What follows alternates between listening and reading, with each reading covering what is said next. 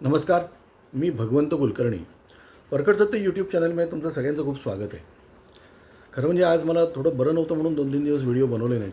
पण आज परिस्थितीच अशी आहे की मला व्हिडिओ बनवायला लागतो आहे. काल जे प्रकार घडला आहे पुण्यामध्ये की एका कुलकर्णी गुरुजींच्या मुलीला नसरापूरमध्ये तिच्या आजोळी गेली असताना तिचा खून झाला आणि त्याच्यानंतर जे काय घडलं ते सगळ्या पुण्याने बघितलं, सगळ्या महाराष्ट्राने बघितलं, रात्र सगळ्या जगाने बघितलं. मला एक कळत नाही की शासनाने लगेच कुठली कारवाई का नाही केली. याच्याबद्दल मी जेव्हा चौकशी केली तेव्हा मला असं सांगितलं की जोपर्यंत वर्ण आदेश येत नाहीत तोपर्यंत ती कारवाई होऊ शकत, म्हणजे ते पोलीस कारवाई करायला धजत नाहीत. नाहीतर पोलिसांना पॉवर दिले तर पोलीस सगळं करू शकतात.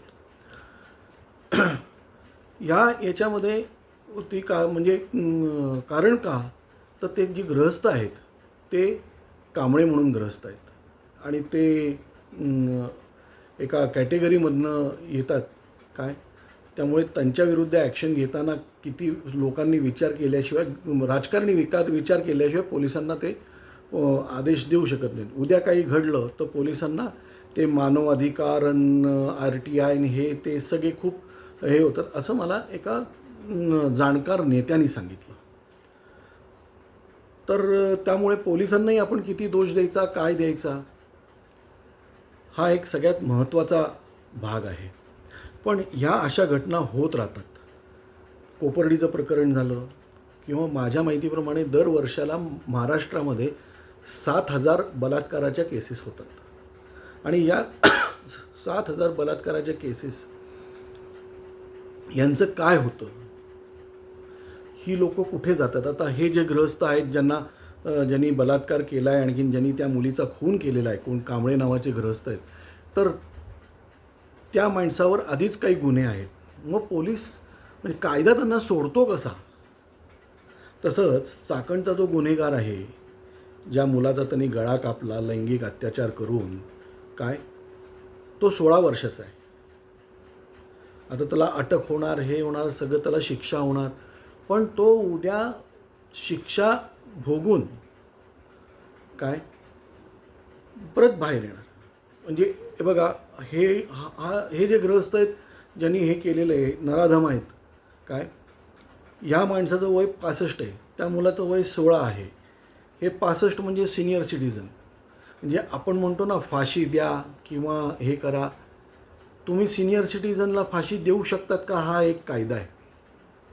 म्हणजे हा कायद्याचा अभ्यास करण्यासारखा आहे. म्हणजे जजसुद्धा ह्याच्यावर काय म्हणतात त्याला, जजसुद्धा ह्याच्यावर हे करताना, जजमेंट देताना ह्या सगळ्या गोष्टीचा विचार करतो.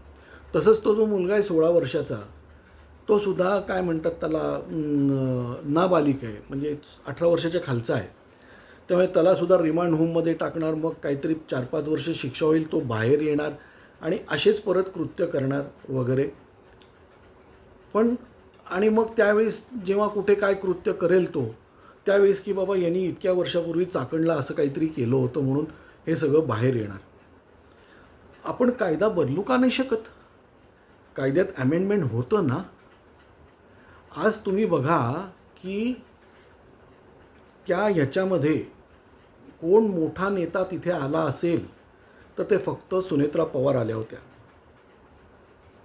सुनेत्रा पवार तिथे आल्या होत्या, त्या आईवडिलांना भेटल्या, त्यांनी देवेंद्र फडणवीसांशी बोलणं करून दिलं, मुख्यमंत्र्यांशी. आणि त्यांचे जे काय मुख्यमंत्र्यांशी त्यांचं बोलणं होतं की अमित शहाशी बोलायला पाहिजे किंवा काय, हे सगळं त्यांनी त्या सुनेत्रा वहिनींनी करून दिलं. त्याच्यामध्ये काही दुमत नाही. पण आज पुण्यातल्या, आत्तापर्यंतचं मी तुम्हाला सांगतो, आज पुण्यातल्या काय म्हणतात त्याला, तुमच्या खासदार, त्याचं कुठे काही स्टेटमेंट नाही. खडकवासला जिथून हे येते, मुलगी राहते तिथे, तिकडचे आमदार भीमराव तापकीर यांचंही काही स्टेटमेंट नाही. चंद्रकांत पाटील जे कोल्हापूरहून इथे पुण्यात आले आणि पुण्यामध्ये कोथरूडला निवडून आले आणि जे स्वतःला मुख्यमंत्री होण्याची स्वप्न बघतात किंवा त्या खरातकडे जाऊन त्यांनी काय पूजा केली वगैरे ते काय यूट्यूबवर आलं होतं ते सगळं, ते काय रासने, सिद्धार्थ शिरोळे, ह्याच्यातला कुठलाही माणूस कुठलाही आमदार, कुठलाही खासदार बोलायला तयार नाही. एकाचंही त्याच्यावर स्टेटमेंट नाही. वास्तविक भीमराव तापकीर जे त्या एरियातले आहेत, म्हणजे जिथे तो रस्ता रोको वगैरे बंद वगैरे झाला की त्यांची कॉन्स्टिट्युएन्सी, त्यांचं घर तिथून एक 4-5 किलोमीटर लांब त्यांचं घर आहे काय, तर तिथे आले, तिथे दिसले नाहीत ते. आज फक्त मेधा कुलकर्णींची प्रतिक्रिया आली आहे. महापौर भाजपच्याच आहेत, मी सुद्धा भाजपचा आहे, मी सुद्धा संघाचा आहे, पण महापौर ज्या महापौर झाल्या, बिनविरोध निवडून आल्या काय, त्या महापौर त्यासुद्धा तिथून 1-2-2.5 किलोमीटर लांब राहतात, जिथे हे सगळं रस्ता रोको वगैरे झाला, त्यासुद्धा तिथे दिसल्या नाहीत. एक धीरज घाटे, आणखीन काही लोक मला त्याच्यातली दिसली, पण पुणे भाजपमधला मोठा एकही नेता नाही. काँग्रेस, राष्ट्रवादी वगैरे यांचा मी विचार करत नाही यांना, आणि यांना मी मोजत पण नाहीत, कारण ते तसेच आहेत. मला एक आश्चर्य वाटतं की हे नेते गेले कुठे आणि काय करत होते. आजपर्यंत मी हा व्हिडिओ बनवत असेपर्यंत यांचं कोणाचंही स्टेटमेंट नाही आहे. सुप्रिया सुळेंनी एक फक्त सांगितलं संवेदनशील व्हायला पाहिजे, आणि हे ते, त्याच्यावर मी एक सेपरेट व्हिडिओ बनवणार आहे सुप्रिया सुळेंवर. पण त्यांनासुद्धा मुलीच्या लग्नाच्या पत्रिका वाटायच्या सोडून इथे येऊन बघावं असं वाटलं नाही. एरवी मारे सगळीकडे डुड्ढाचर्यपणा करून शहाणपणा शेळ्यांना शिकवत असतात. त्यांनी ते सांगितलं. त्याच्यानंतर ते अनिल देशमुख त्यांनी सांगितलं शक्ती कायदा लागू करा वगैरे, किंवा असं परत. अहो अनिल देशमुख, अहो सुप्रिया सुळे, काय त्या तुमच्या राज्यामध्ये त्या दिशा सालियान आणि तो सुशांत सिंग राजपूत काय यांचे खून झाले, त्यावेळेस का नाही हो शक्ती कायदा तुम्ही लावला? त्यावेळेस का नाही त्यावेळेस तुमची संवेदनशीलता कुठे गेली होती? आज म्हणजे मी शासनाची बाजू घेत नाही आहे, पण मला सगळ्यांनी एक सांगितलं, ज्या ज्या लोकांना मी कॉन्टॅक्ट केलं त्यांनी मला एक सांगितलं की ॲट्रॉसिटीच्या भीतीमुळे यांनी कुठली हे केली नाही. अहो पण अशा गोष्टीमध्ये ॲट्रॉसिटीचा संबंध येतो कुठे? एखाद्याने त्याला समजा जातीवरनं किंवा काय ह्याच्यावरनं बोललं तर त्याला ॲट्रॉसिटी कशी लागू शकते? आणि लागू शकत असेल तर माझ्या मते आज बाबासाहेब आंबेडकर असते तर त्यांनीसुद्धा संशोधन केलं असतं ह्याच्यामध्ये, आणखीन नवीन कायदा बनवला असता. आपल्याला नवीन कायदा बनवता येत नाही का? आज तुम्हाला फास्ट ट्रॅकवर चालण्यासाठी तुम्ही DRT बनवलं, बँकिंग घोटाळ्यांसाठी वगैरे, एन्व्हायरमेंटसाठी ग्रीन ट्रायब्युनल बनवलं. अशी तुम्ही ह्याच्यासाठी स्पेशल कोर्ट्स का नाही बनवत? स्पेशल कोर्ट्स बनवून तुम्ही फास्ट ट्रॅकवर हे घेऊन अशा लोकांना तत्काळ सजा का नाही देत तुम्ही? आता हे बघा तुम्ही, ह्या बाबतीत काय होणार आहे, यांचं वय लक्षात घ्या, यांना मर्सी हे करा वगैरे, अशा अनेक गोष्टी होणार आहे. आज बाळासाहेब आंबेडकरांचं कुठे स्टेटमेंट नाही. तुमच्या काय म्हणतात त्याला, आठवल्यांचं काही स्टेटमेंट नाही. पवारसाहेबांबद्दल मी बोलत नाही, कारण पवारसाहेब जे करत आहेत तेच पुष्कळ आहे. मी जरी राजकीय विरोधक असलो तरी त्यांच्या काही गोष्टी मी हे येत मला. कुठल्याही माणसाचं स्टेटमेंट नाही. अहो काय तुमचं हे, म्हणजे कशा खाली? आणि ह्याला काही ॲट्रॉसिटी लागत असेल तर लावा माझ्यावर ॲट्रॉसिटी.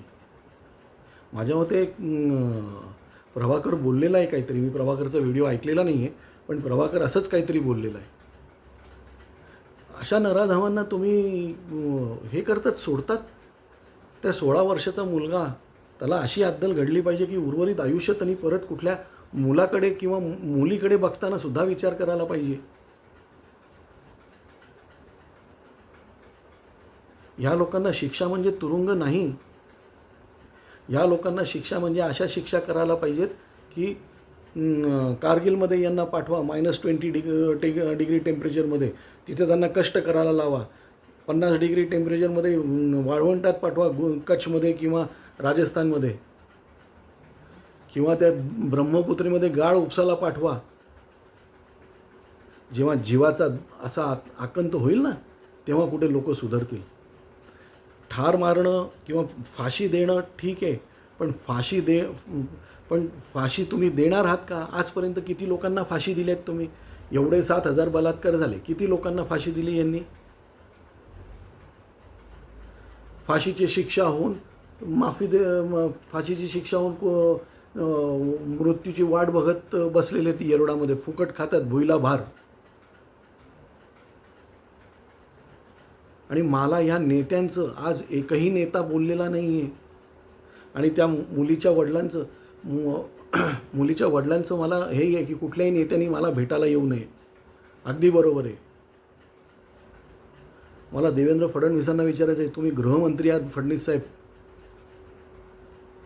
ही जी लोकं रस्त्यावर आलेली होती ना, ह्याच लोकांनी तुमच्या भीमराव तापकीरांना मतं देऊन त्यांना निवडून आणलं होतं. तुम्ही आज जे मुख्यमंत्री बनून बसलात ना, हे नाकर्ते भीमराव तापकीर, ज्यांनी कधी गेल्या 3-4 टर्म ते आहेत इथे, तुम्ही त्यांना काम तिकीट दिलं की he doesn't have nuisance value. हात वर करू आपण, न्यूसन्स व्हॅल्यू तिथे नसेल पण इथे आहे ना. आज हा माणूस काहीच बघत नाही आहे. सुप्रिया सुळे जिंकल्या कशा याचा जरा अभ्यास केला तर तुम्हाला कळेल की यांचं योगदान त्याच्यामध्ये किती होतं. आज माणसाची कदर करा. अहो ती लहान मुलगी होती.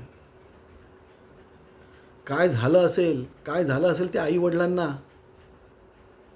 तुम्ही सुद्धा एका मुलीचे वडील आहात, तुम्हाला अंतःकरण आहे. म्हणजे तुम्ही या इतर लोकांसारखे नाहीत असं आजही माझं म्हणणं आहे.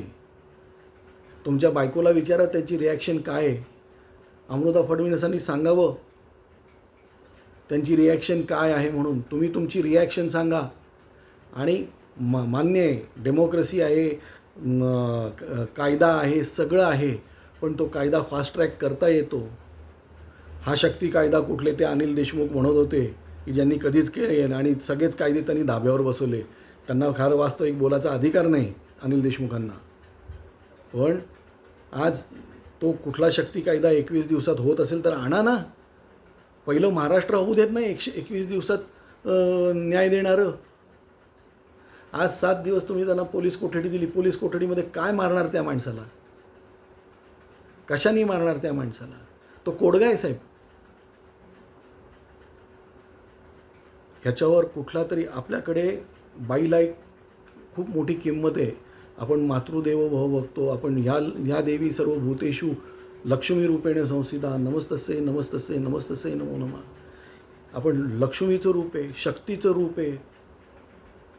मुसलमानांसारखं आपल्याकडे बाईला खिचगणतीत मोजत नाहीत. बाईला आपल्याकडे आज किंमत आहे. बायकोला आपण घरची लक्ष्मी म्हणतो. गुजरातमध्ये तर मुलींच्या पाया पडत नाहीत लोक, कारण त्या देवी समजतात. आणि अशा याच्यामध्ये आपल्याकडे अशा मुलींवर बलात्कार होऊन त्यांचा असा निर्गुण खून होतो आणि तो माणूस बिंदास फिरतो. अजूनही अशी ऊर्जा फिरतील याची काळजी घ्या. इतर पोरी वाचवा. तो शक्ती कायदा काय असेल त्याचा मी अभ्यास करेल, आणखी त्याच्यावरही व्हिडिओ बनवेल. तर त्याच्यावर तो कायदा बनवून आणा काहीतरी, पण गप्प बसू नका. आज एवढंच. धन्यवाद.